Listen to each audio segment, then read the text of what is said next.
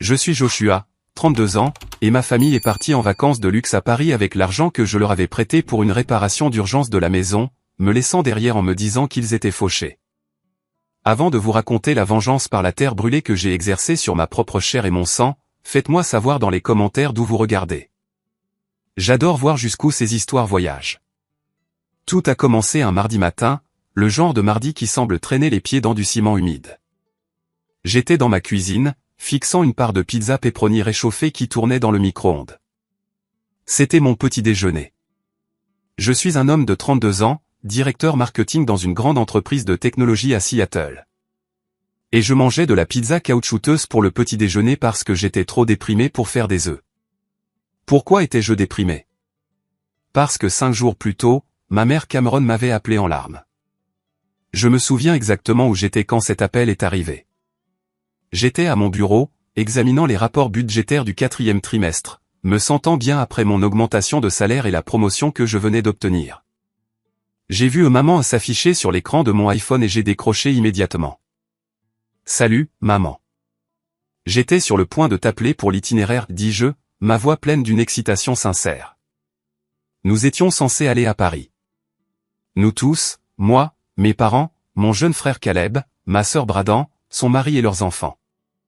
C'était censé être la grande réunion de famille Mitchell, une célébration du 35e anniversaire de mes parents, et, accessoirement, une célébration de mon récent succès professionnel. J'avais dégagé mon emploi du temps pendant des mois, mais à l'autre bout du fil, il n'y avait que des reniflements. Josh sanglota TL. Oh, Josh, chérie, je ne sais pas comment te dire ça. Mon estomac se serra. Qu'est-ce qui ne va pas? Papa va bien? C'est Caleb. Non, non. Tout le monde est en bonne santé, dit-elle, se mouchant bruyamment. C'est l'argent, Josh. Nous devons annuler le voyage. Annuler? Maman? Nous sommes censés partir dans 10 jours. Je sais, gémit elle. Mais les factures médicales de ton père de la visite de contrôle sont arrivées et l'assurance ne couvre pas le spécialiste comme nous le pensions. Et puis, oh mon Dieu, la voiture. La transmission de la Lincoln vient de lâcher complètement hier. Le mécanicien veut 4 000 $ juste pour la faire rouler à nouveau. Je me suis assis dans mon fauteuil de bureau ergonomique, me frottant les tempes. Maman, respire. De combien parlons-nous? Trop, dit-elle, sa voix tremblante avec cette fragilité exercée que j'avais connue toute ma vie. Nous ne pouvons tout simplement pas justifier un voyage en Europe en ce moment. Nous devons être responsables. Nous allons perdre les dépôts sur les vols, mais nous ne pouvons tout simplement pas y aller. Je suis tellement désolé, chérie. Je sais à quel point tu as travaillé dur pour prendre ce congé.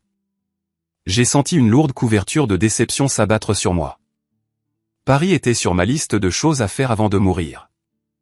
J'avais réservé une table dans un bistrot spécifique dont j'avais lu la description dans un magazine culinaire. Mais je suis le responsable. Je suis le fils aîné. Je suis celui qui répare les choses.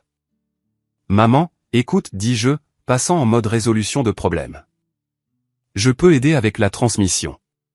J'ai des économies de côté. Non, me coupa-t-elle rapidement. Trop rapidement. Non, Joshua, tu en fais déjà assez. Tu nous as déjà aidé avec le toit il y a quelques mois. Je ne peux pas prendre plus d'argent de toi. Nous avons juste besoin de nous serrer la ceinture. Nous resterons à la maison, peut-être ferons-nous un séjour. Nous voulons juste que tu saches pour que tu puisses annuler ton congé et peut-être récupérer de l'argent sur ton billet. J'ai réservé avec des points, marmonnai-je. Je peux récupérer les miles. Bien, dit-elle. C'est bien. Nous avons juste le cœur brisé. Caleb est dévasté. Tu sais à quel point il voulait voir le Louvre. Caleb, mon frère de 28 ans qui vivait encore au sous-sol de mes parents entre deux opportunités. L'enfant prodige. Si Caleb était dévasté, cela signifiait que la maison était actuellement une zone de guerre de crise de colère. Je suis désolé, maman, dis-je, ressentant un pincement de culpabilité d'être financièrement stable alors que mes parents luttaient avec des factures médicales et des réparations automobiles. Écoute, ne t'inquiète pas pour le dîner d'anniversaire. Pourquoi ne vous envoie-je pas quelque chose? Allez à ce restaurant italien du centre-ville, le Louis JS. Prenez un bon dîner à mes frais. Au moins, célébrez la date. Tu es un si bon fils, dit-elle, sa voix tombant dans un murmure.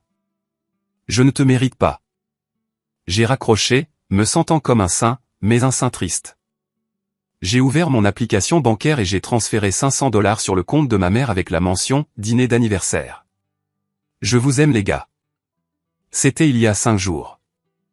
Alors, j'étais là, regardant ma pizza tourner, me sentant mal pour mes parents, coincé sous la pluie à Seattle avec une voiture en panne et des dettes croissantes. J'ai sorti l'assiette chaude, me brûlant légèrement le pouce et me suis assis au comptoir de l'îlot. Mon téléphone a vibré. Une notification Facebook. Hunter Mitchell a posté 87 photos dans l'album. Aventure parisienne de la famille Mitchell. Je me suis figé. Un morceau de pepperoni a glissé de ma tranche et a atterri sur le comptoir en granit avec un bruit gras. Hunter. Tante Hunter.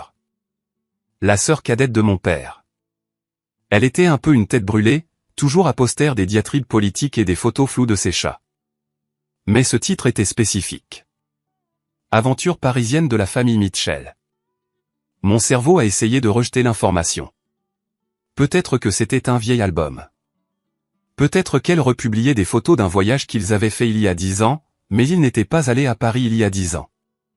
J'ai déverrouillé mon téléphone. Mon pouce planait au-dessus de la notification. Mon cœur a commencé à battre la chamade contre mes côtes, un battement lent et lourd qui résonnait dans mes oreilles. Je l'ai touché. L'écran s'est rempli de la photo de couverture.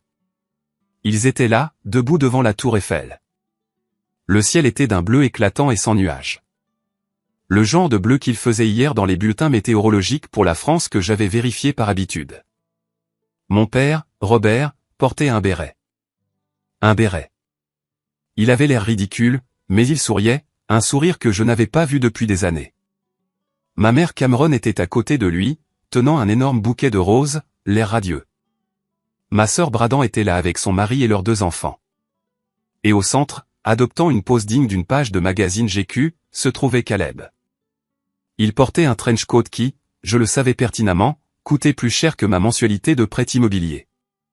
Ils portaient tous des foulards rouges assortis. J'ai glissé vers la photo suivante. L'horodatage datait d'hier. Lieu, jardin du Trocadéro, Paris, France. J'ai glissé à nouveau. Champs-Élysées, le Louvre. Une croisière sur la Seine. Il y avait 87 photos. 87 preuves documentant un mensonge si massif, si élaboré que je ne pouvais en comprendre l'ampleur. Je n'ai pas crié. Je n'ai pas jeté mon téléphone. Je suis juste resté là. L'odeur de la pizza réchauffée me rendait soudainement nauséeux. Le silence dans mon appartement était assourdissant. J'ai regardé à nouveau la légende de l'album. Ma tante Hunter avait écrit, si jalouse du clan Mitchell qui profite de la ville lumière. Ça a l'air d'être le voyage d'une vie. Joyeux anniversaire, Robert et Cameron. Et puis j'ai vu le commentaire de ma mère en dessous. Le meilleur voyage en famille de tous les temps. Si reconnaissante pour ses souvenirs avec mes amours. Mes amours au pluriel. La photo montrait tout le monde. Tout le monde sauf moi. J'ai posé le téléphone sur le comptoir, écran vers le haut. L'écran ne s'était pas encore éteint, alors le visage souriant de Caleb me regardait toujours. Problème d'argent. J'ai murmuré à la pièce vide. Transmission, frais médicaux. La trahison ne m'a pas frappé comme un couteau aiguisé. Elle m'a frappé comme un lourd et terne coup de massue dans l'estomac. Ce n'était pas seulement qu'ils y soient allés sans moi. Les familles font des voyages. S'ils avaient dit, Josh, nous voulons un voyage juste avec les petits-enfants et Caleb, j'aurais été blessé. Bien sûr, mais je l'aurais accepté. Non, c'était différent. Ils m'avaient dit qu'ils étaient fauchés. Ils avaient annulé mes projets. Ils avaient accepté mes $500 d'argent de sympathie. Et pendant tout ce temps, ils faisaient leurs valises. J'ai regardé la date de la première photo. Elle a été prise à l'aéroport de Seattle-Tacoma le jour même où j'ai envoyé les $500. Ils étaient littéralement à la porte, attendant d'embarquer pour un vol vers la France quand ma mère était au téléphone avec moi, pleurant à propos d'une voiture en panne. Un froid a commencé à se répandre dans ma poitrine, remplaçant le choc. C'était une clarté que je n'avais jamais ressentie auparavant. J'ai réalisé à ce moment-là que je n'avais pas seulement une famille difficile. J'avais une famille qui me considérait comme une ressource, un obstacle, mais jamais une personne. J'ai mordu dans ma pizza froide, elle avait le goût de carton.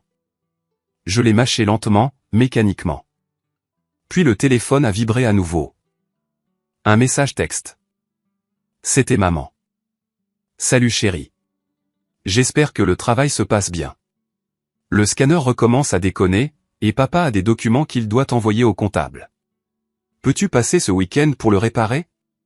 On aimerait bien te voir. L'audace était à couper le souffle. Ils venaient probablement d'atterrir. Ils avaient probablement encore le décalage horaire. Et son premier instinct n'était pas d'avouer. Ce n'était pas de s'excuser. C'était de demander de l'aide technique. J'ai regardé la photo d'eux à Paris. Puis j'ai regardé le texte me demandant de réparer un scanner. Je n'ai pas répondu. Pas encore. Au lieu de cela, j'ai déverrouillé mon téléphone et ouvert une nouvelle note. J'ai tapé une seule ligne. Projet Paris. Je n'allais pas me fâcher. J'allais me venger. Mais pour comprendre pourquoi cela m'a tant touché, il faut comprendre l'argent.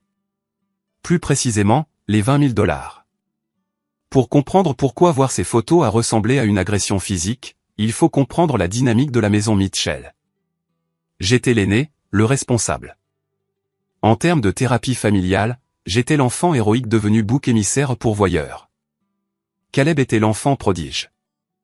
Bradan était l'enfant perdu qui avait appris à manipuler pour être vu. Il y a 6 mois, j'avais enfin atteint un jalon que je poursuivais depuis 5 ans. J'ai été promu directeur. L'augmentation de salaire était suffisamment substantielle pour que je puisse enfin respirer plus facilement concernant ma propre retraite et peut-être, juste peut-être, commencer un fonds d'études pour les enfants que Ryan et moi espérions avoir un jour. Je voulais célébrer. Je voulais gâter mes parents. Ils s'étaient toujours plaints de ne jamais voir l'Europe. Alors, lors du dîner du dimanche, j'ai lancé l'idée. Paris, avais-je dit en rayonnant.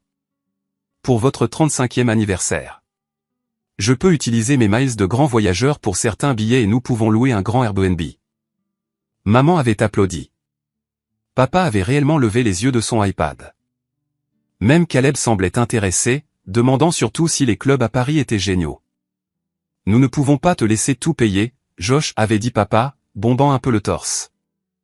Nous avons quelques économies. Nous nous occuperons des vols. Tu t'occuperas juste de la logistique. Tu es doué pour ça.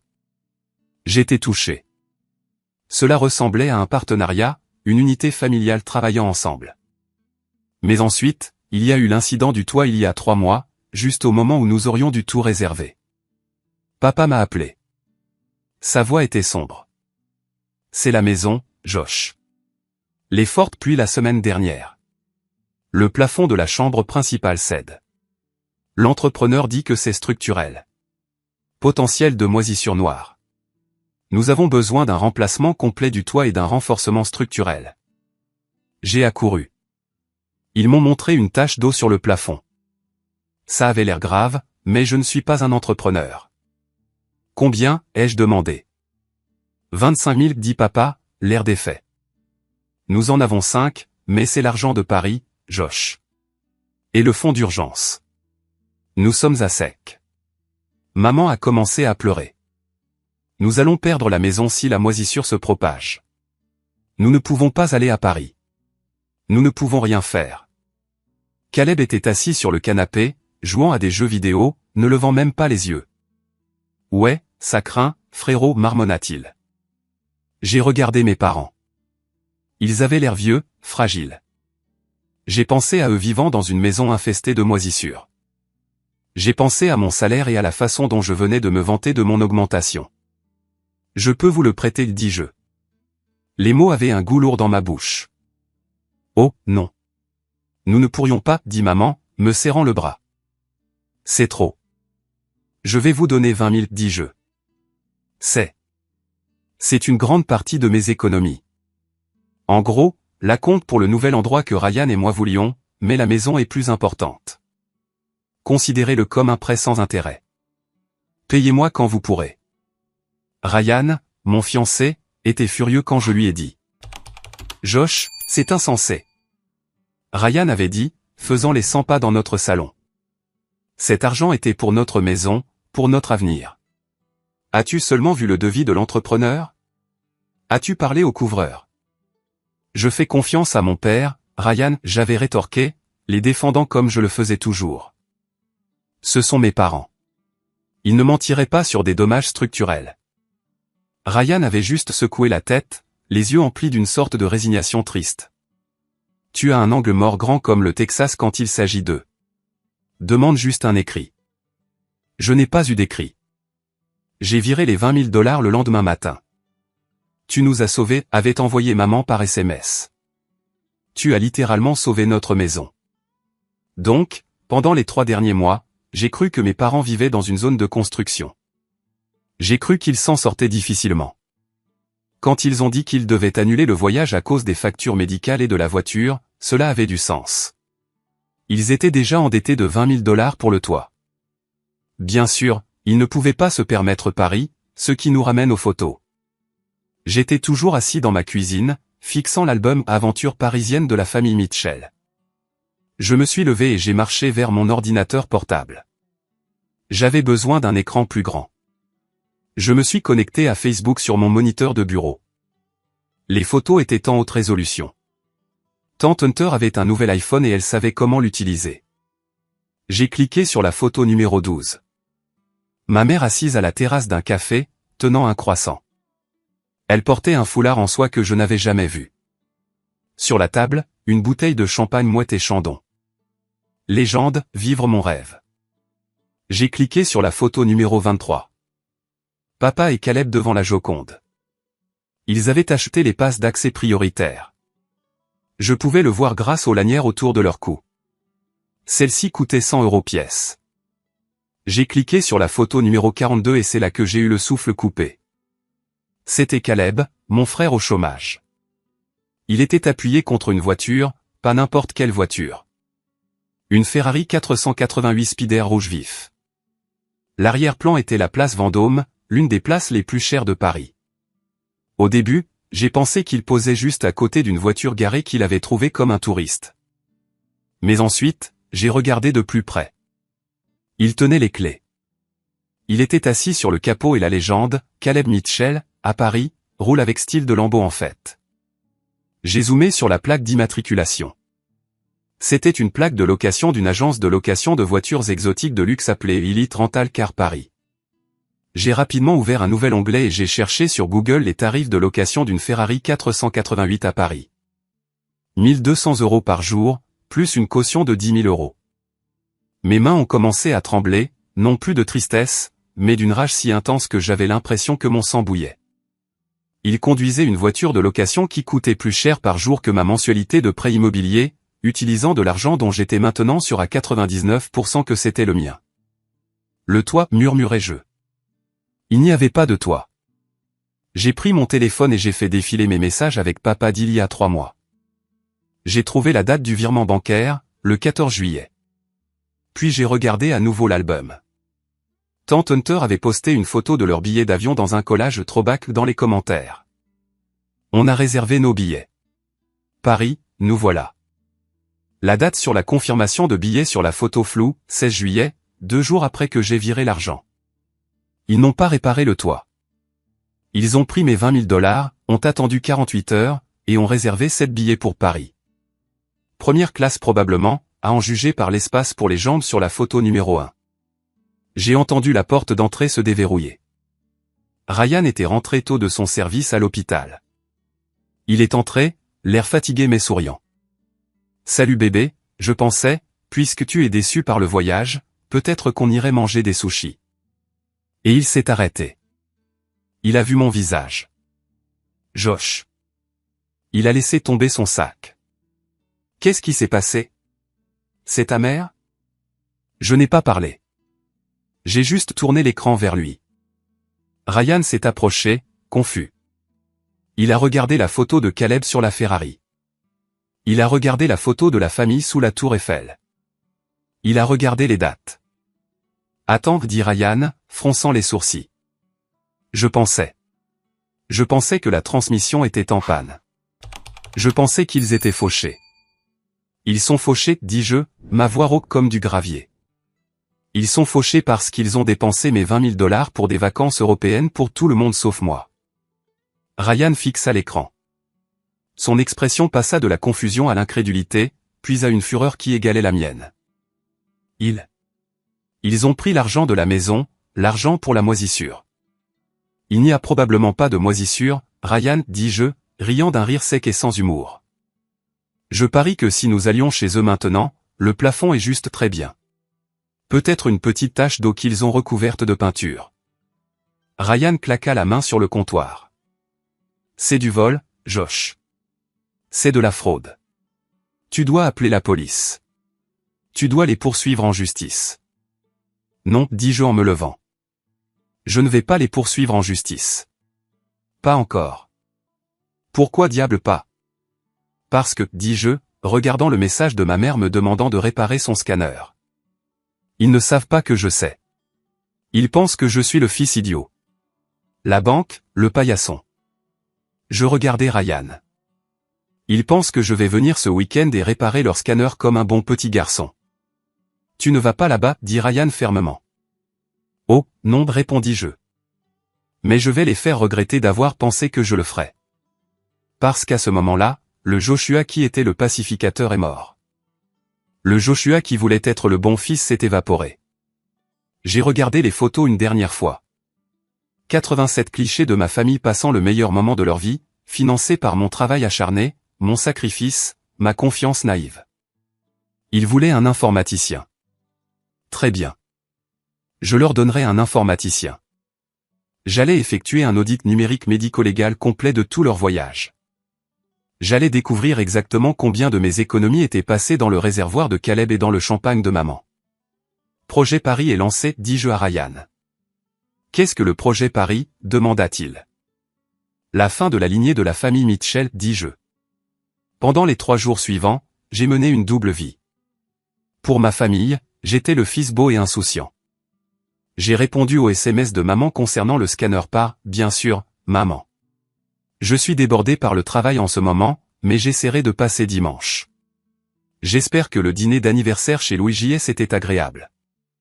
Elle a répondu instantanément, oh, c'était charmant. Juste tranquille. Tu nous as manqué. Tu nous as manqué. La phrase me donna envie de jeter mon téléphone à travers le mur. Je leur ai manqué en mangeant des escargots à Montmartre.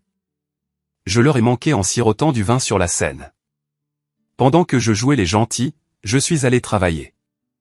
J'ai traité cette enquête comme je traitais une analyse de concurrent dans mon travail. J'avais besoin de données. J'avais besoin de chiffres précis. J'ai commencé par les photos. Il y en avait 87. Et j'ai analysé chaque pixel. Pièce A, l'hôtel. Sur la photo numéro 41, il y avait une vue depuis la fenêtre de leur chambre d'hôtel. Des toits parisiens, des balcons en fer forgé distincts. Dans le coin du cadre, j'ai vu un peignoir monogrammé drapé sur une chaise. C'était flou, mais j'ai reconnu le logo, le Ritz Paris. Je suis allé sur leur site web. Une chambre standard commençait à 1 800 € la nuit. Pour cette personne, ils avaient besoin d'au moins 3 chambres ou une suite. Calcul, 3 chambres x 5 nuits x 1 800 € égale 27 000 €. Environ 29 000 $. Même s'ils avaient obtenu une offre ou s'ils étaient restés moins de nuits, nous parlions d'une somme d'argent massive. Bien plus que mes 20 000 $, ce qui signifiait qu'ils avaient aussi gaspillé leurs propres économies. Ou, et cette pensée me glaça le sang, ils avaient contracté des prêts ou des cartes de crédit à mon nom. J'ai immédiatement vérifié mon rapport de crédit. Propre.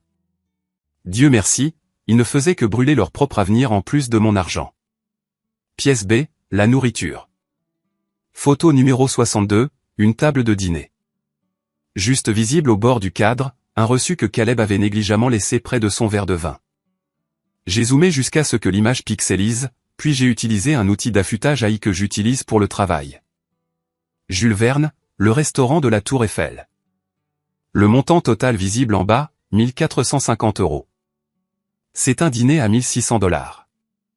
Il m'avait dit qu'il ne pouvait pas se permettre 4 000 $ pour réparer une transmission, mais ils avaient mangé un dîner à 1600$ un mardi. Pièce C. Les achats. Bradan tenait un sac Chanel sur la photo numéro 55. Pas une contrefaçon. Le cuir avait cet éclat spécifique. La quincaillerie était en or. Modèle, sac à rabat classique. Prix de vente au détail 11 000$. Bradan, qui se plaignait constamment de l'emploi du temps de la garde des enfants avec son ex-mari avant son remariage et qu'elle ne pouvait pas se permettre un avocat pour se battre pour plus de soutien. Bradan, qui me demandait de cautionner un prêt, portait 10 000$ sur son épaule. Et puis la pièce D, la voiture. Je suis retourné à la Ferrari, la location de Caleb. J'ai appelé mon ami Derek qui travaille dans le voyage de luxe.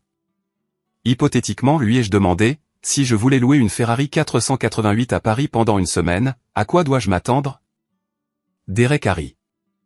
Josh, tu achètes des billets de loterie? C'est cher. Tu as besoin d'une grosse assurance. Tu devrais compter environ 10 000$ pour la semaine, facile. Plus une caution qui pourrait être de 10 à 15 000$. Point. Merci, Derek. Alors, faisons le calcul. Hôtel 12 500$. Vol, 7 personnes, dernière minute, probablement en classe économique premium ou affaire compte tenu de l'espace pour les jambes. 15 000$. Nourriture et activité. 10 000$. Achat voiture 15 000$. Coût total estimé, 65 000$. Mais 20 000$ n'étaient qu'un acompte. C'était l'argent de départ qui leur a donné la confiance nécessaire pour faire exploser toute leur vie financière. Ils agissaient comme des gagnants de loterie, mais ils étaient en fait des kamikazes financiers. Et j'étais le dommage collatéral. Vendredi soir, je mettais la touche finale à ma feuille de calcul intitulée l'audit. Quand mon téléphone a sonné, c'était Caleb. J'ai fixé l'écran. L'envie de refuser était forte, mais j'avais besoin d'entendre sa voix.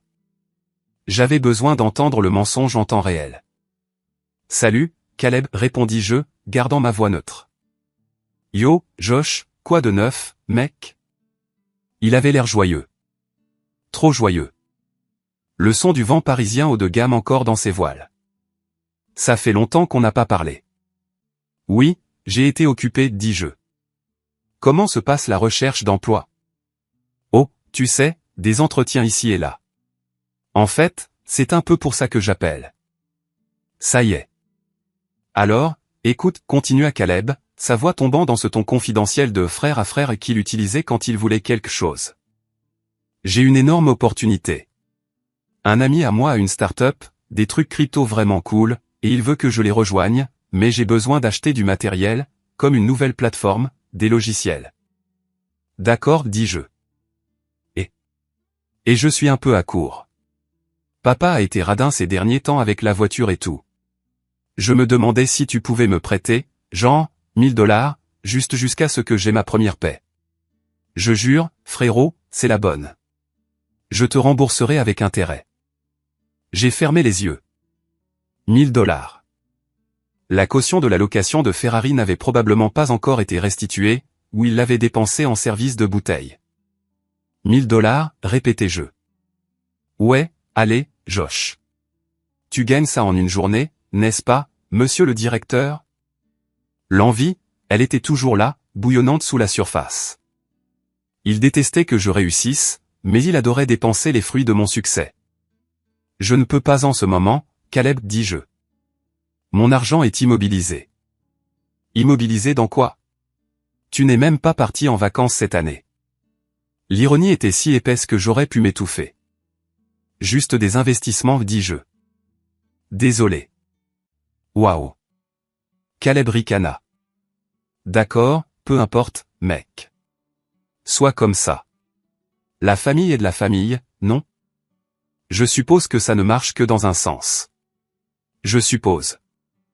J'ai dit, bonne chance avec la crypto. J'ai raccroché.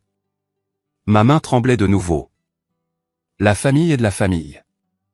Le lendemain matin, samedi, les demandes continuaient d'arriver. C'était comme s'ils s'étaient coordonnés pour une frénétique course à l'argent maintenant que l'euphorie parisienne s'estompait et que les factures de cartes de crédit menaçaient. Bradan a appelé à 10 heures. Salut, grand frère, a-t-elle gazouillé. Elle semblait maniaque. Salut, Bradan. Écoute, j'ai une nouvelle incroyable. Nous avons trouvé une maison. Elle est parfaite, 4 chambres, grand jardin pour les enfants. C'est dans ce district scolaire que nous voulions. C'est génial, dis-je. Le seul problème, c'est qu'avec le divorce finalisé l'année dernière et le nouveau travail, mon score de crédit a pris un coup. Et celui de Mike n'est pas génial non plus. La banque dit que nous avons besoin d'un co-signataire. Juste pour la formalité. Cela ne t'affecterait pas vraiment. C'est juste pour obtenir le tampon d'approbation. Je me suis adossé à ma chaise. Co-signataire. Elle voulait que je mette mon nom et mon crédit, mon avenir financier, sur un prêt hypothécaire pour une maison qu'elle ne pouvait pas se permettre. Juste après avoir acheté un sac à main à 10 000 $ à Paris. Bradan, co-signer est une énorme responsabilité. Si vous manquez un paiement, la banque vient après moi. Nous ne manquerons pas de paiement, s'écria-t-elle. Mon Dieu, pourquoi dois-tu toujours être si négatif? Nous sommes solvables. Nous avons juste besoin d'une pause, Josh. Tu as tout. Tu as le travail parfait, le condo parfait, le partenaire parfait. Pourquoi ne peux-tu pas m'aider à obtenir une miette de bonheur? Une miette, ai-je demandé, comme un croissant à la terrasse d'un café.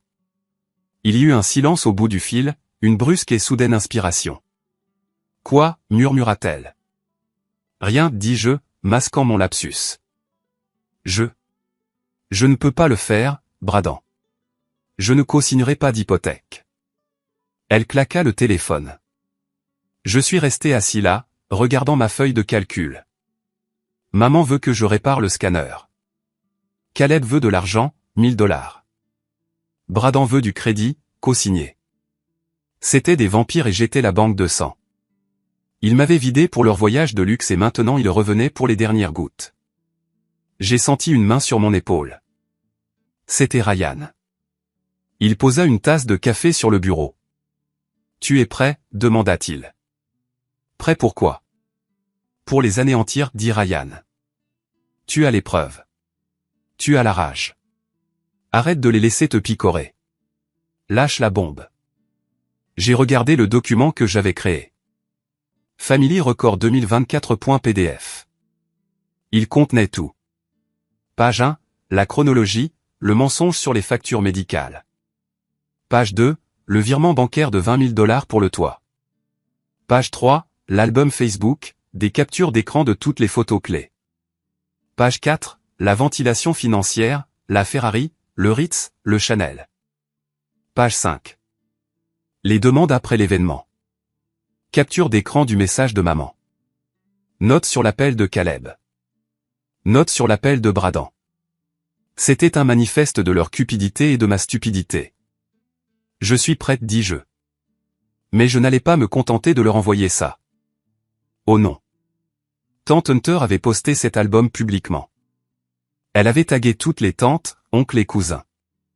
Oncle Robert, tellement jaloux. Patricia, tu as élevé une si belle famille. Il voulait une démonstration publique d'unité familiale. Je leur offrirai une démonstration publique de la vérité familiale. Je ne l'envoie pas seulement à maman, dis-je à Ryan.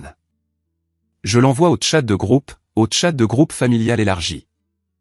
Les yeux de Ryan s'écarquillèrent. Celui avec la grand-tante Martha et les cousins de l'Ohio. Tout le monde, dis-je. S'ils veulent vivre sous les feux de la rampe, augmentons la luminosité. J'ai ouvert mon client de messagerie. J'ai rédigé un nouveau message intitulé concernant le voyage d'anniversaire et les futures demandes financières. J'ai joint le PDF. Puis j'ai commencé à taper. Avant d'appuyer sur envoyer, j'ai hésité, non pas par culpabilité.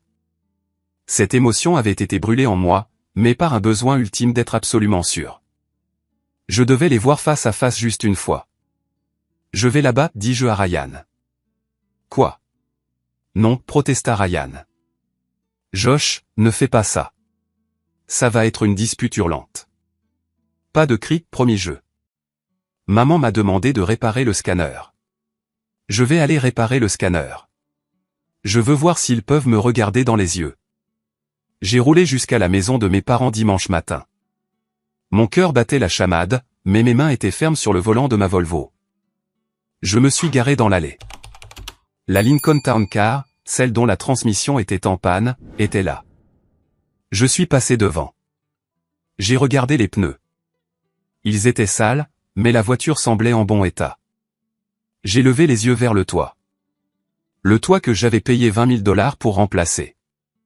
Il avait exactement le même aspect.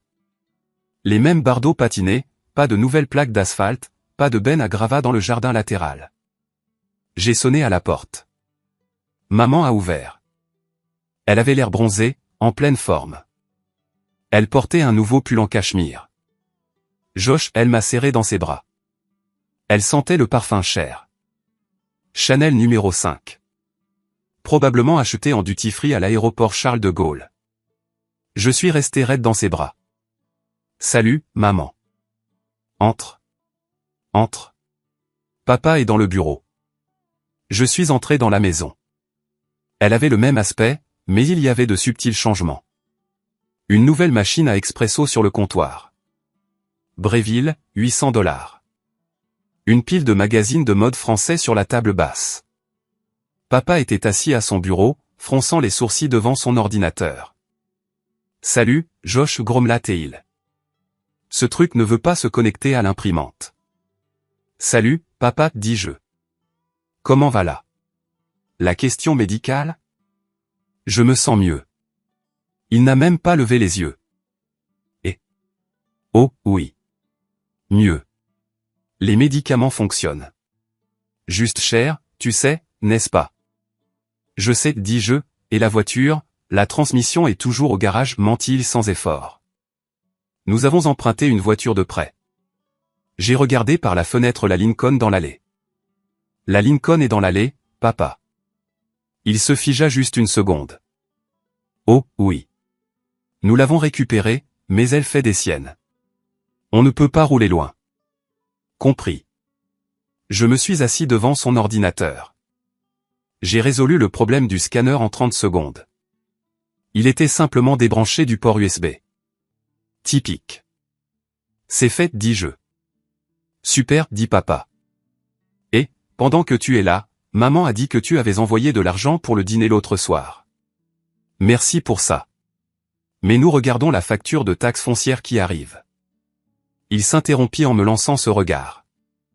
Le regard qui signifiait, tu as de l'argent que nous avons élevé. Tu paies.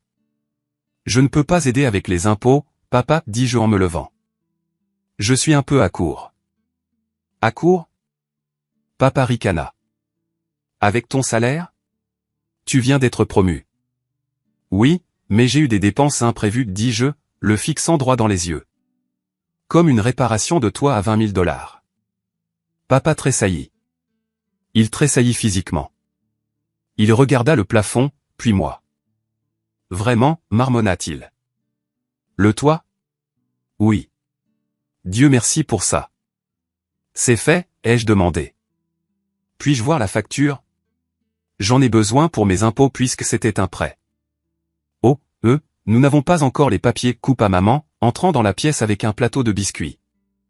L'entrepreneur est lent, n'est-ce pas? Je sais, dis-je. Eh bien, il faut que j'y aille. Attends, dit maman. Tu ne restes pas déjeuner? Caleb arrive. Bradan et les enfants. Non, dis-je. J'ai beaucoup de travail à faire.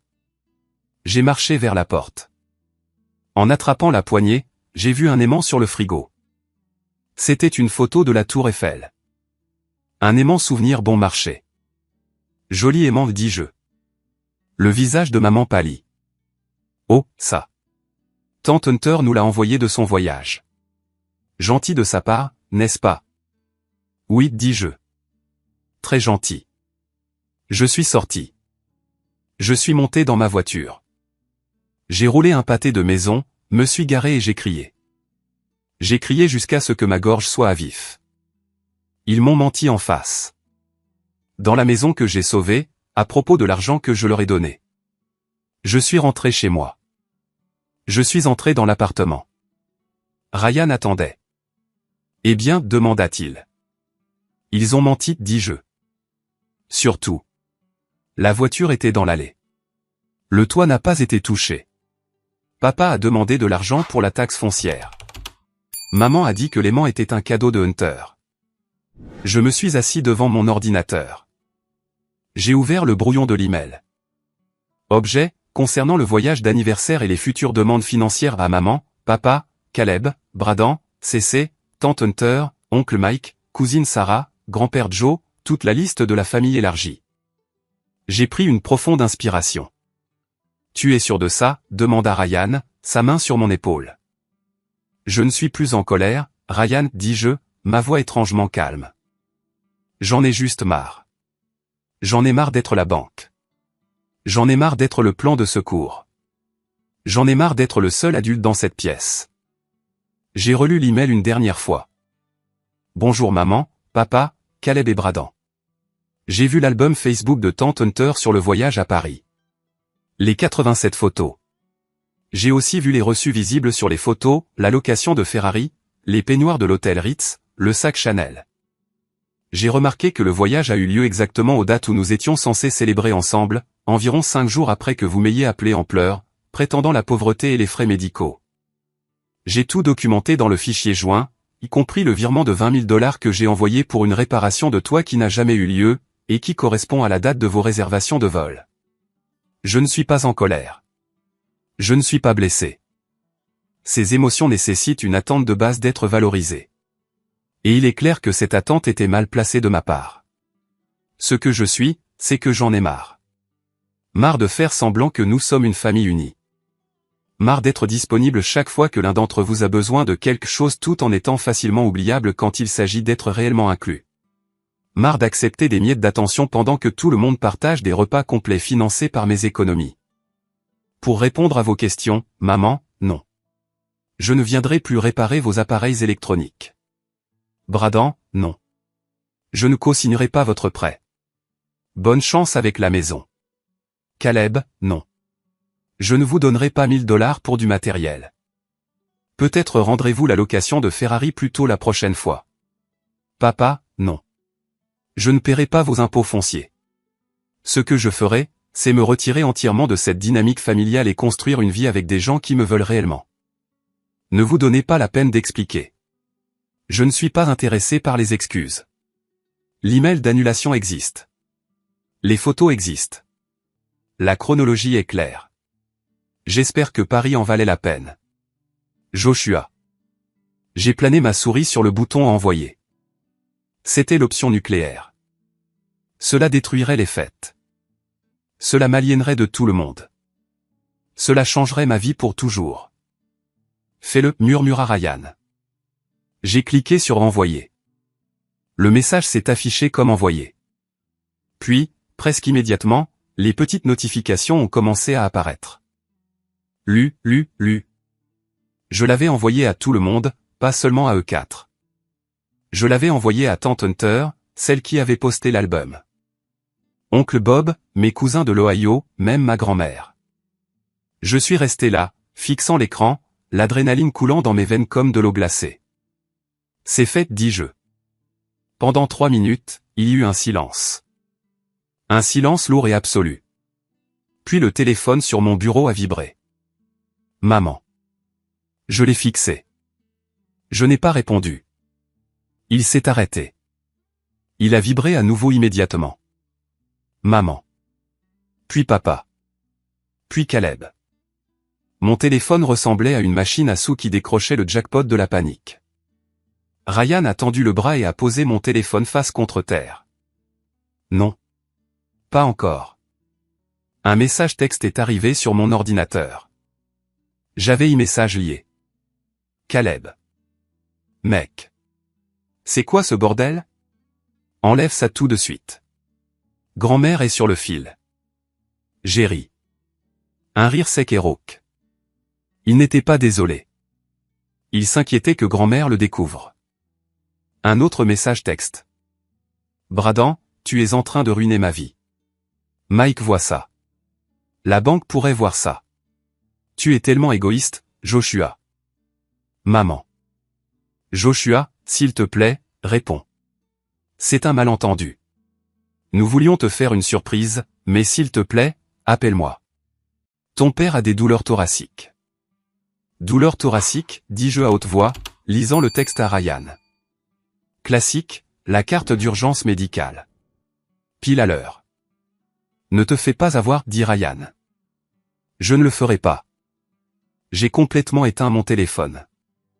J'ai fermé mon client de messagerie. J'ai faim, dis-je, commandons de la nourriture thaïlandaise. Nous nous sommes assis dans le salon, mangeant du pad thaï pendant que mon téléphone, que j'avais rallumé mais réglé sur ne pas déranger, accumulait silencieusement une montagne d'appels manqués. 47 appels manqués, 63 messages textes. Mais la vraie action se déroulait ailleurs. Ma cousine Sarah, la fille de Tante Hunter, m'a envoyé un message séparé. Josh, putain de merde, c'est réel? Ils ont vraiment pris ton argent pour le toit pour Paris? Je répondis par un astérisque. Voir la page 2 du PDF. Confirmation de virement bancaire contre date de réservation de vol. Sarah. OMG. Maman panique. Elle n'avait aucune idée. Elle pensait que tu ne pouvais juste pas prendre de congé. Ils avaient dit à tout le monde que j'étais trop occupé avec la grande promotion pour venir. C'était donc le récit. J'étais le fils bourreau de travail qui avait abandonné sa famille pour sa carrière. Ils m'avaient dépeint comme le méchant pour couvrir leur exclusion. Tout cela en dépensant mon argent. Puis l'interphone de notre immeuble a sonné. Il était 21h un dimanche. Ryan s'est approché de l'interphone. Qui est-ce? C'est ta mère, Ryan. Laisse-moi entrer. Je sais que Joshua est là. Sa voix était stridente. Déformé par le haut-parleur, Ryan m'a regardé. Elle est là. Ne la laisse pas entrer, dis-je. Madame Mitchell, dit Ryan calmement dans l'interphone. Josh ne reçoit pas de visiteurs en ce moment. Veuillez partir. Je suis sa mère. Je l'ai élevée. Vous me laissez entrer ou je fais s'écrouler le bâtiment en criant. Je me suis levé. J'ai marché vers l'interphone. Maman, dis-je. Ma voix était ferme. Rentre à la maison. Joshua. Chérie, s'il te plaît. Tu dois comprendre. C'était une erreur. Nous ne voulions pas te blesser. Nous avions juste besoin d'une pause. Tu es si fort. Tu n'as pas besoin de nous comme Caleb et Bradan. S'il te plaît, le PDF. Tout le monde nous appelle. Oncle Bob demande l'argent qu'il a prêté à papa. Tu dois envoyer une rétractation. Dis-leur que c'était une blague. Une blague, ai-je demandé. Comme la transmission? Comme le toit. Nous te rembourserons, s'écria-t-elle. Nous te rembourserons chaque centime. Répare juste ça. Vous ne pouvez pas me rembourser, dis-je. Vous l'avez dépensé en Ferrari et Chanel. Vous êtes fauché, maman. Et je ne suis plus votre distributeur automatique. Je n'ai pas de fils, s'écria-t-elle. C'était une réplique de film livrée sans aucune ironie. Si tu fais ça, tu es mort pour moi. Je pense, dis-je, appuyant mon front contre le plastique froid de l'interphone. Que je suis mort pour toi depuis longtemps. J'étais juste un fantôme qui signait des chèques. J'ai relâché le bouton. Je l'ai entendu sangloter pendant 1 minute, puis le silence, puis le bruit de la Lincoln, celle à la transmission miraculeuse, démarrer et s'éloigner. Je suis retourné sur le canapé. Je me sentais vidé, creux. Mais je me sentais aussi plus léger. Le poids lourd de l'obligation, l'anxiété constante de bas niveau concernant leurs problèmes, leurs dettes, leurs drames, tout cela était parti. J'avais coupé le cordon. C'est le moment qui change tout. Quand j'ai finalement repris le contrôle de ma vie, j'ai éteint le téléphone qui vibrait et me suis servi un verre de vin. Du vin bon marché, mais il avait un meilleur goût que leur faux champagne de première classe n'aurait jamais pu en avoir. Merci de votre patience pour arriver jusqu'ici. Vous êtes géniaux. Veuillez cliquer sur le bouton j'aime et commenter et Team Josh ci-dessous pour que je sache que vous êtes avec moi. Cela aide plus de gens à trouver l'histoire. Et honnêtement, voir votre soutien me rappelle que je ne suis pas fou de faire ça. Votre soutien est ma plus grande motivation pour partager le reste de ce voyage.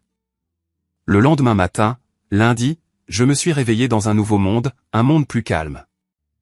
J'avais bloqué maman, papa, Caleb et Bradan sur mon téléphone, mais je les avais laissés débloqués sur les réseaux sociaux. Je voulais voir le rayon d'explosion.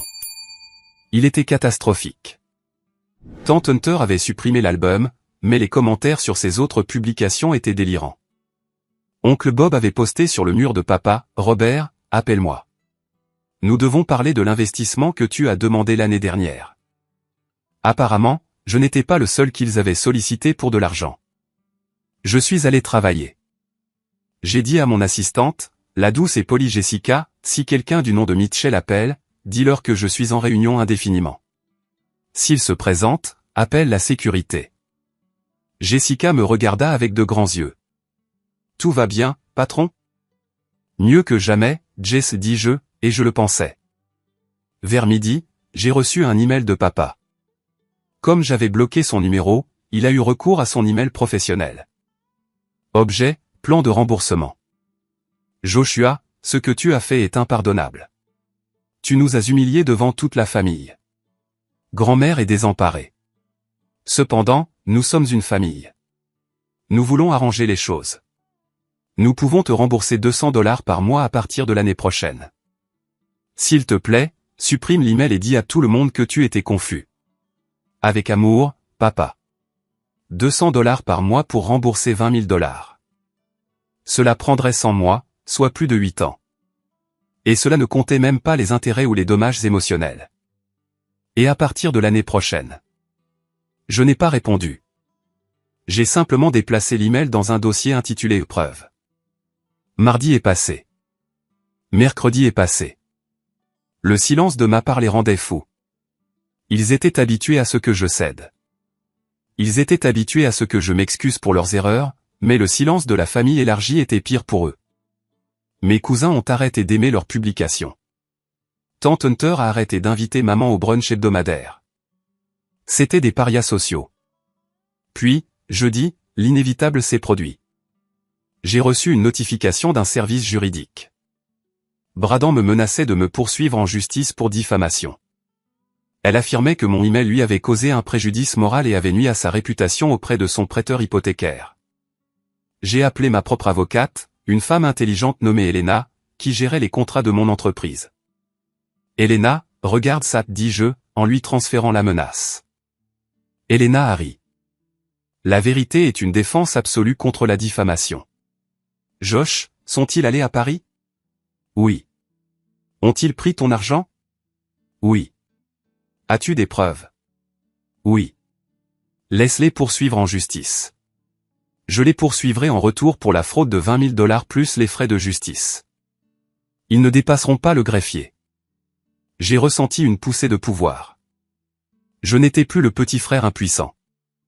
J'étais un homme avec des ressources, avec la vérité, et avec une avocate. Mais le coût émotionnel était réel. J'avais des cauchemars où j'étais à l'aéroport, les regardant embarquer dans un avion pendant que j'étais coincé derrière un mur de verre à crier. Ryan me tenait quand je me réveillais en sueur. « Tu es en sécurité, disait-il. Tu es libre. » Vendredi, j'ai reçu un colis. C'était un chèque de Caleb.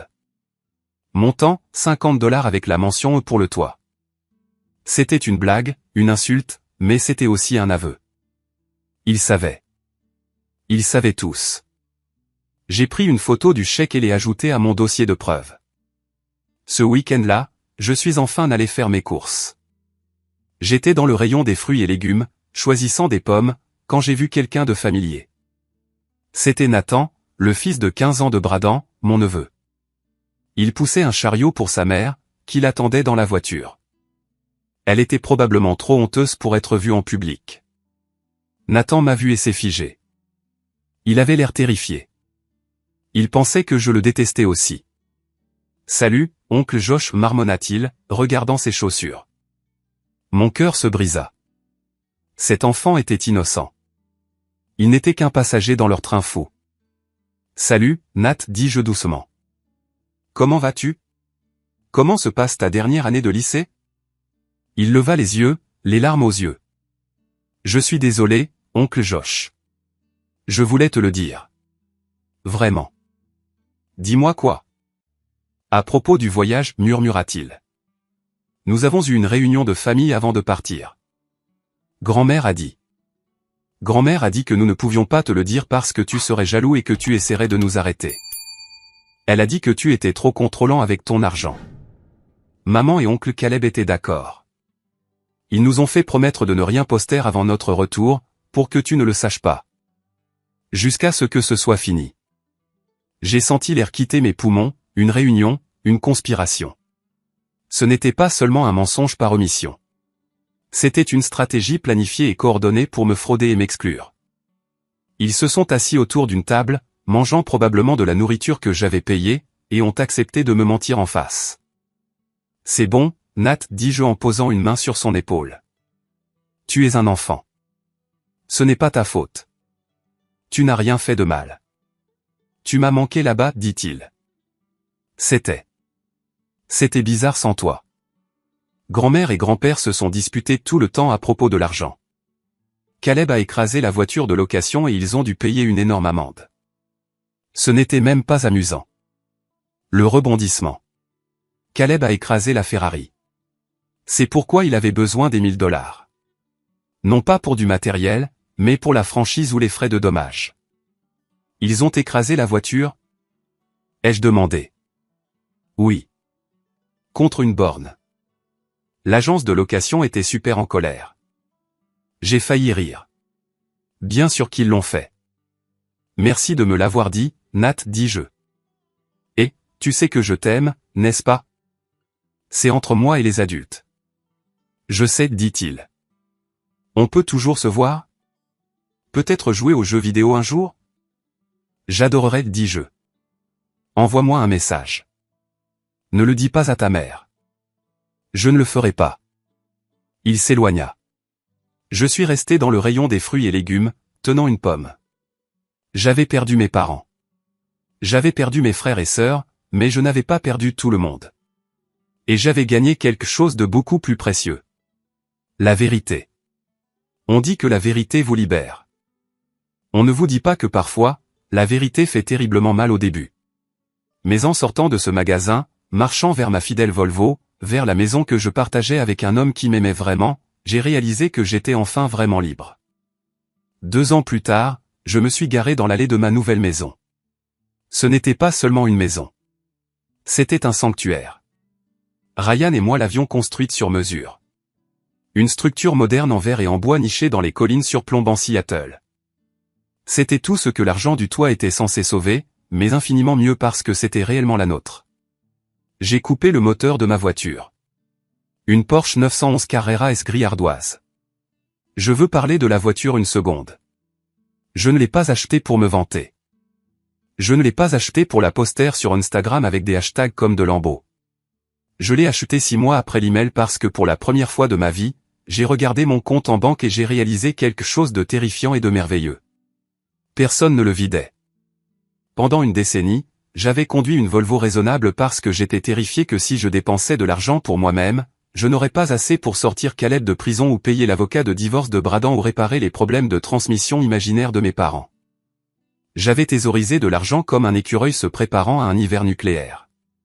Sauf que l'hiver était juste l'incompétence de ma famille. Quand j'ai acheté la Porsche, j'ai payé comptant. Je l'ai sortie du concessionnaire et j'ai pleuré. Non pas parce que j'aime les objets matériels, mais parce que ce volant avait l'air de liberté. C'était la manifestation physique des limites que j'avais enfin construites. Je suis entré. La maison était calme. Ryan était dans la cuisine en train de couper des légumes. Il a levé les yeux et a souri. Un vrai sourire facile qui atteignait ses yeux. Et, dit-il. Comment s'est passée l'évaluation trimestrielle? Brutal, j'ai ri, l'embrassant. Mais bonne. Joseph veut parler de l'expansion de la division Asie-Pacifique. Il a fait allusion à une autre augmentation de salaire et à des options d'achat d'actions. M. Vice-président, taquina Ryan. Vice-président. Cela s'était produit l'année dernière. Ma carrière avait grimpé en flèche dès que j'ai cessé de dépenser 40% de mon énergie mentale à gérer la crise de ma famille. Il s'avère que lorsque vous ne redoutez pas un appel téléphonique de votre mère vous demandant un prêt, vous avez beaucoup plus de marge de manœuvre pour innover au travail. Il y a une lettre pour toi, dit Ryan, son ton changeant légèrement. Il désigna l'îlot de cuisine. Pas d'adresse de retour, mais j'ai reconnu l'écriture. Je me suis figé. C'était calme depuis longtemps.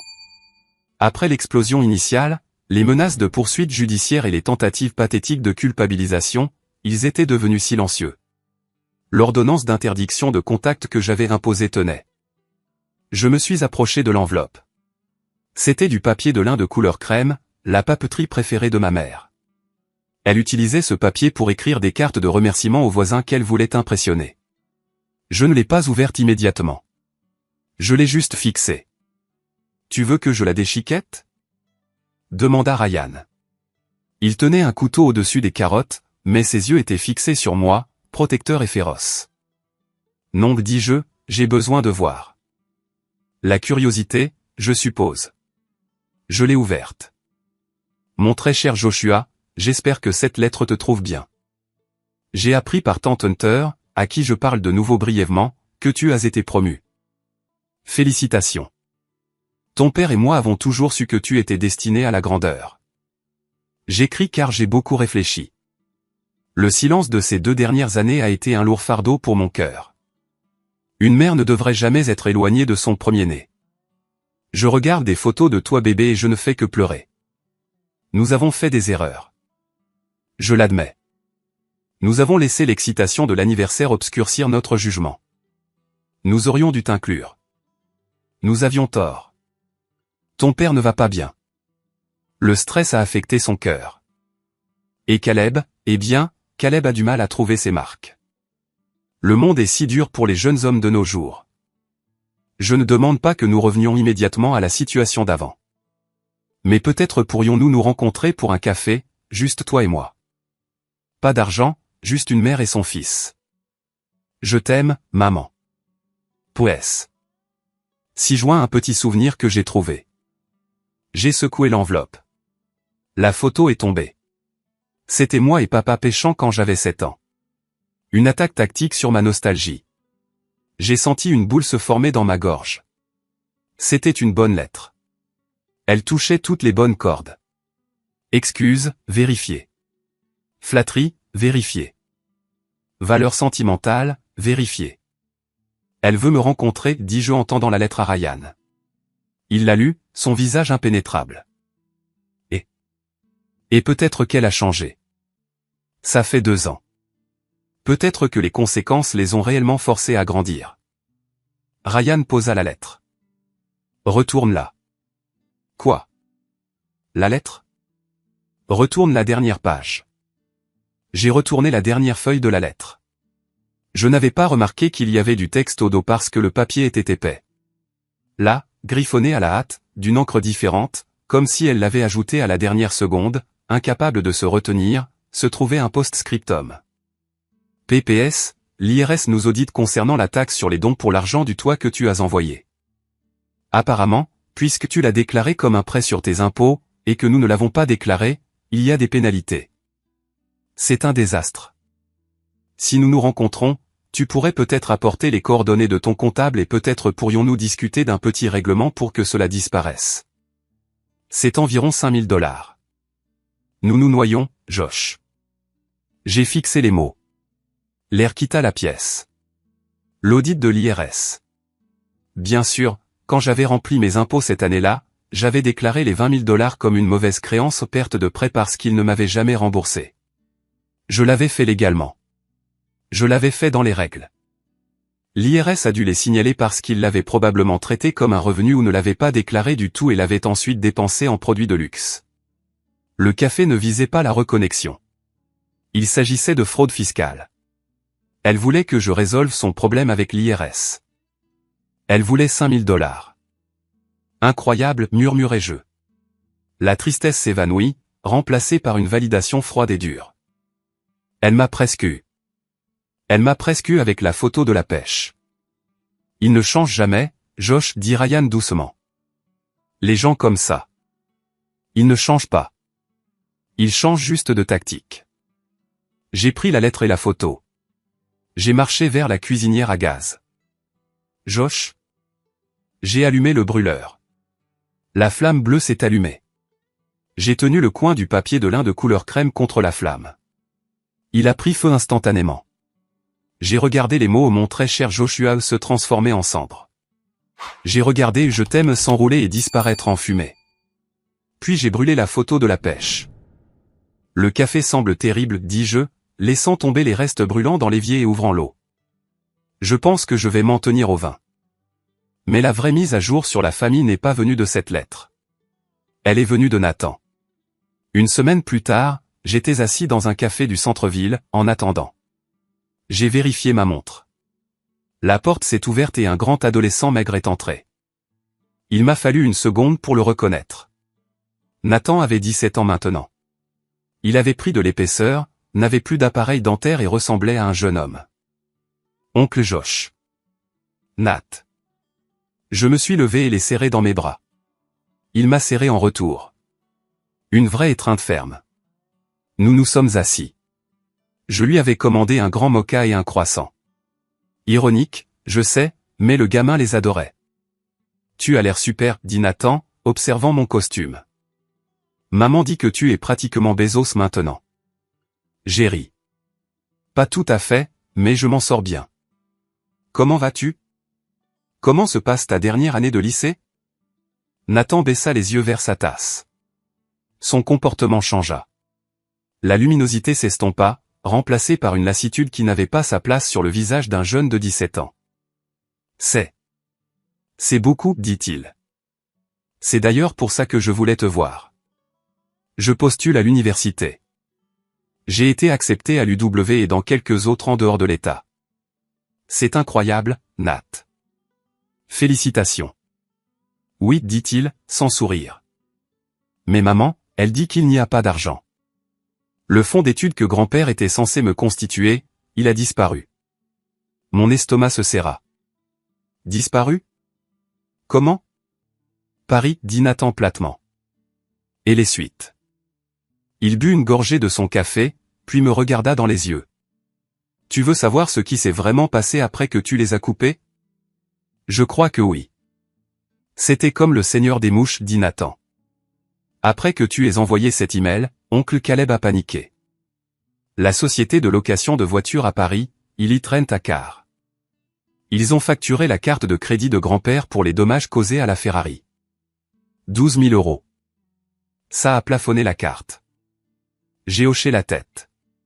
Je m'en étais douté. Puis Nathan continua, parce qu'ils n'avaient pas de liquidité, puisque tu ne couvrais plus les urgences, ils ont commencé à contracter des prêts sur salaire pour couvrir les paiements minimums des cartes de crédit. Ça a dégénéré rapidement. Et Caleb, il est de retour au sous-sol? Nathan ricana. Il a essayé de lancer son truc crypto. C'était une arnaque. Il a été poursuivi par des investisseurs. Grand-mère et grand-père ont utilisé leurs économies de retraite pour lui engager un avocat afin de le sortir de prison. C'est là que mon fonds d'études est parti. Frais d'avocat pour Caleb. J'ai ressenti une poussée de rage, chaude et vive. Ils ont sacrifié l'avenir du petit-fils pour sauver l'enfant prodige de sa propre stupidité. Encore. Bradan est. Elle est amère. Nathan dit qu'elle me blâme. Elle dit que si je n'avais pas mouchardé à la famille, elle aurait pu obtenir ce prêt immobilier d'oncle Bob. Maintenant, personne ne leur prêtera un centime. Elle et mon père se disputent constamment à propos de l'argent. Ils pourraient divorcer. Encore un. C'était une tragédie. Une tragédie shakespearienne de leur propre fabrication. Nat, dis-je, me penchant en avant. Regarde-moi. Il leva les yeux larmoyants. Tu ne vas pas perdre ton avenir à cause d'eux. De combien as-tu besoin pour la première année? Josh, non. Il secoua la tête. Je ne suis pas venu ici pour demander de l'argent. Je jure. Je voulais juste. Je voulais des conseils sur les prêts étudiants. Je ne veux pas être comme eux. Je veux le gagner. Je sais que tu le veux, dis-je. Et c'est exactement pourquoi je vais t'aider. Ce n'est pas un cadeau. C'est un investissement. Tu es le seul stock dans ce pool génétique qui vaille la peine d'être acheté. Il esquissa un sourire. Je couvrirai tes frais de scolarité, dis-je fermement.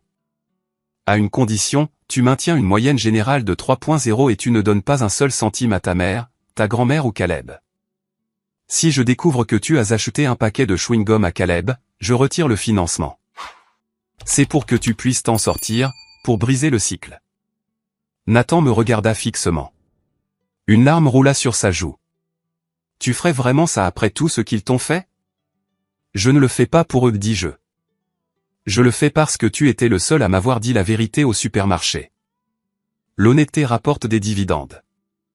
Nat, tu te souviens? Il s'essuya les yeux. Merci. Je ne te décevrai pas. Je sais. Nous avons parlé pendant 1 heure de plus. Il m'a raconté ses projets d'ingénierie, sa petite amie, ses plans d'emménager dans les dortoirs et de s'éloigner de la toxicité de sa maison. En rentrant chez moi ce jour-là dans ma voiture que j'avais payée, me dirigeant vers la maison que je possédais, sachant que je venais d'assurer l'avenir de mon neveu, j'ai réalisé quelque chose de profond. L'héritage que j'avais perdu, l'argent, le lien familial, l'histoire était le prix d'entrée pour la vie que j'avais maintenant. Et c'était une bonne affaire. Le jour du mariage était couvert. Un gris typique de Seattle. Mais pour moi, la lumière semblait argentée. Nous ne nous marions pas dans une église. Nous ne nous marions pas dans une salle de banquet. Nous nous marions sur un ferry privé naviguant sur le Puget Sound. Seulement 40 personnes. Nos amis les plus proches, des collègues choisis, et les gens qui comptaient vraiment. Il n'y avait pas de côté de la mariée ou du marié, juste notre côté. J'étais dans la petite cabine sous le pont, ajustant ma cravate. C'était un velours vert émeraude profond. Ryan adorait cette cravate. Mon témoin était Joseph. Oui, mon patron. Au cours des 2 dernières années, il était devenu plus qu'un mentor. Il était la figure paternelle que j'avais toujours désirée. Il était sévère, juste et incroyablement généreux avec sa sagesse. « Tu es nerveux ?» demanda Joseph, me tendant un verre de scotch vieilli. « À propos du mariage ?» Non, dis-je en buvant une gorgée. « À propos du discours ?» Peut-être. « Tu es un conteur, Josh. » Joseph me frappa dans le dos. « Dis juste la vérité. Ça t'a plutôt bien réussi ces derniers temps. » J'ai vérifié mon téléphone une dernière fois. Il n'y avait pas de message de maman, pas de message de Caleb. Je les avais finalement bloqués de tout. Email, réseaux sociaux, téléphone, même LinkedIn. J'ai entendu par le biais de Sarah, encore une fois, qu'ils étaient au courant du mariage. Ils étaient furieux de ne pas avoir été invités. Maman avait apparemment simulé un malaise au supermarché quand elle a entendu la date, espérant que la nouvelle me parviendrait. Cela n'a pas fonctionné. Il est temps de monter, dit Joseph. J'ai monté les escaliers menant au pont. Le vent était vif. Le pont était décoré de roses blanches et de bois flottés. Simple, élégant, réel, et ils étaient là, ma famille. Non pas les gens qui partageaient mon ADN. Non pas les gens qui partageaient mon nom de famille, mais les gens qui étaient présents. Il y avait Sarah, ma cousine, rayonnante dans une robe bleue. Elle avait été la fuite, l'espionne, et finalement une farouche défenseuse. Il y avait Elena, mon avocate, qui avait terrifié Bradan jusqu'au silence. Il y avait Jessica, mon assistante, qui avait gardé ma porte comme un cerbère. Et là, debout au premier rang, l'air impeccable dans un smoking loué, se tenait Nathan. Il me fit un pouce levé. C'était le seul lien avec le passé que j'autorisais, et il était là pour représenter l'avenir. Puis la musique a commencé, une version acoustique de Simply the Best. Ryan a descendu l'allée. Il était parfait. Il portait un costume de couleur crème qui faisait rayonner sa peau. Ses yeux se sont posés sur les miens et le reste du monde s'est évanoui. J'ai pensé aux 87 photos. J'ai pensé aux foulards rouges assortis à Paris. J'ai pensé au faux sourire devant la tour Eiffel. C'était une performance. C'était du contenu pour Facebook. Ceci. C'était la réalité. Nous nous tenions devant l'officiant, notre ami Derek, l'agent de voyage qui m'avait aidé à les démasquer. Quand vint le moment des vœux, je pris une profonde inspiration. Je ne les avais pas écrits. Je n'en avais pas besoin. Ryan, commençai-je. Ma voix se brisa un instant. Il y a 2 ans, j'étais assis dans une cuisine, mangeant de la pizza froide, me sentant comme la personne la plus seule sur Terre. Je pensais avoir perdu ma famille.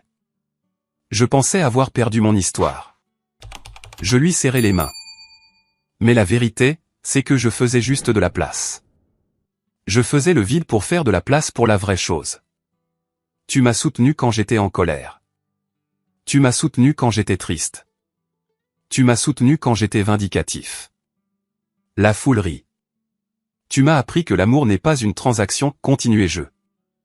Il ne s'agit pas de ce que je peux réparer pour toi ou de ce que je peux t'acheter ou du nombre de problèmes que je peux résoudre. Tu m'aimes même quand je suis brisé. Surtout quand je suis brisé. J'ai regardé les invités, croisant les yeux avec Nathan, puis Joseph, puis de nouveau Ryan. La famille n'est pas le sang. Le sang n'est que la biologie. La famille, c'est celui qui te tient la main quand le toit s'écroule, littéralement et métaphoriquement. La famille, c'est celui qui te dit la vérité, même si ça fait mal. La famille, c'est celui qui se montre. J'ai pris l'alliance, un simple anneau en or brossé. Je jure d'être ta famille, Ryan, aujourd'hui, demain et tous les jours. Sans condition, sans petite ligne, juste nous. Ryan pleurait. Je pleurais. Même Joseph s'essuyait les yeux. Nous avons échangé les alliances. Nous nous sommes embrassés. La corne du bateau a retenti, écho sur l'eau. Tandis que nous redescendions l'allée, entourés d'acclamations et de bulles, j'ai ressenti une légèreté difficile à décrire. C'était l'absence de poids, l'absence du sac à dos invisible de culpabilité que j'avais porté depuis l'enfance. La réception fut un flot de joie. Nous avons mangé des plats incroyables. Pas de la nourriture française à $1 600, mais du saumon et des huîtres d'origine locale. Nous avons dansé. À un moment donné, je me suis retrouvé appuyé contre la balustrade, regardant les lumières de la ville de Seattle. Nathan est venu se tenir à côté de moi. Bonne fête, dit-il. La meilleure acquiesçai-je. J'ai quelque chose pour toi, dit-il. Il fouilla dans sa poche et en sortit un petit morceau de papier froissé. Je n'allais pas te le donner, mais je pense que tu devrais l'avoir pour tourner la page. Il me le tendit. C'était un reçu d'un prêteur sur gage daté d'il y a 3 jours. Article, montre en or 14 carats gravé à Robert. Amour, Cameron. 25e anniversaire. Montant, $450. Grand-père a vendu sa montre d'anniversaire, dit Nathan doucement. Pour payer la facture d'électricité. J'ai regardé le reçu. Cette montre avait été la fierté et la joie de papa. J'ai ressenti un éclair de pitié. Juste un éclair, comme une bougie dans une tempête. Il s'éteignit presque immédiatement. Pourquoi tu me donnes ça? Ai-je demandé. Pour te montrer que tu as gagné, dit Nathan. Ils vendent le passé pour payer le présent. Tu construis l'avenir. J'ai plié le reçu et je le lui ai rendu. Je n'ai pas gagné, Nat. Ce n'était pas un jeu. C'était une tragédie, mais j'ai survécu et toi aussi. J'ai passé mon bras autour de ses épaules. Allez, il joue Beyoncé. On doit danser. Nous sommes retournés dans la chaleur de la cabine, laissant derrière nous le vent froid et le reçu. Plus tard cette nuit-là, Ryan et moi étions assis à l'arrière du bateau, regardant le sillage blanchir l'eau sombre. « Ça va ?» demanda-t-il.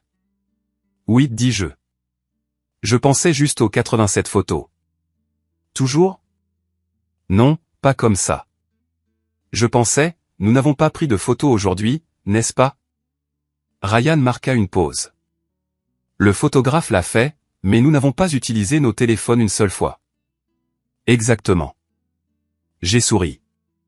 Nous étions trop occupés à le vivre pour le documenter, et c'était ça la différence.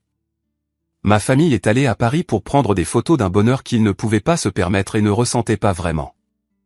Ils ont couru après l'image du succès, l'image d'une famille heureuse. J'avais construit la réalité. J'ai regardé mon mari.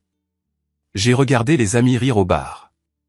Je n'avais pas besoin de 87 photos pour prouver que j'étais heureux.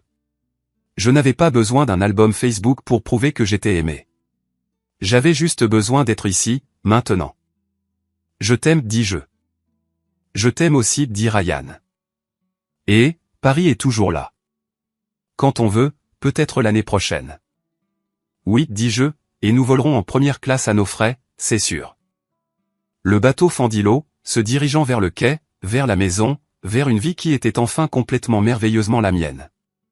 Cette histoire peut sembler extrême. Un voyage secret à Paris, une location de Ferrari, un procès. Mais le cœur de cela est quelque chose que des millions de personnes affrontent chaque jour. L'intrication financière et la loyauté toxique. Beaucoup d'entre nous sont élevés avec la conviction que la famille passe avant tout. Quoi qu'il arrive, on nous apprend que dire non à un parent ou à un frère ou une sœur est une trahison. Mais comme je l'ai appris à mes dépens, les limites ne sont pas une trahison. Les limites sont le seul moyen de maintenir le respect de soi. Si vous êtes le réparateur de votre famille, celui que tout le monde appelle quand ils ont besoin d'argent ou de travail émotionnel, demandez-vous, vous demandent-ils parce qu'ils vous font confiance ou parce qu'ils savent que vous ne direz pas non?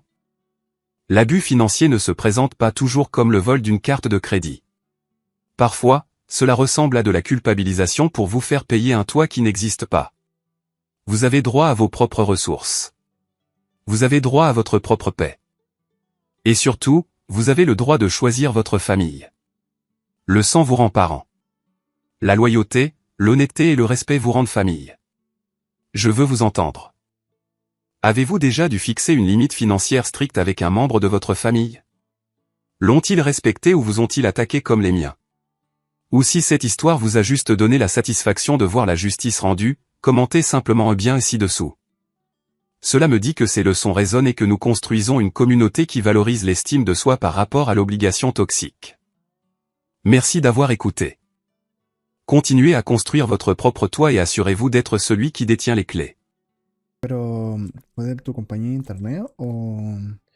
Creo que fue o sea, sí fue un error como en compañía de internet, porque igual empezó a recuperarse, pero, o sea, yo volví a tener como internet normal, lo que es aquí como a las 11 de la noche, y obviamente ya no iba a aprender a esa hora. Entonces fue como, no, ya, mañana. Claro. No, igual creo que nos conectamos un rato. Pero... porque yo me desconecté porque tenía sueño. Estábamos tratando de hacer la de las magias. De conseguir mucha armadura. O sea, polvito para hacer la armadura. Esencia. Exacto, sí, sí. Oye, ¿Cuántas esencias tienen? no mucha. No recolectamos tantas. Es que Torre de Mago está difícil conseguir, la verdad. Pero también, a mí me han salido muchos en las dungeons. Yo tengo esa maleta precisa acá y tengo 162 esencias. Sí, más o menos tenía lo mismo yo. Pero no es suficiente, ¿sabes? No es suficiente porque necesita mucha tela. Ok. O sea que toca empezar a seguir explorando. Sí, Yo porque... voy a admitir que el día que, o sea, antier que nos despedimos, yo me iba a ir, me iba a desconectar, Ujú. pero dije, ay, acá atrás hay un pedazo del mapa que no conozco. Me fui volando en la escoba y iba volando todo tranquilo y de un momento a otro me empezaron a perseguir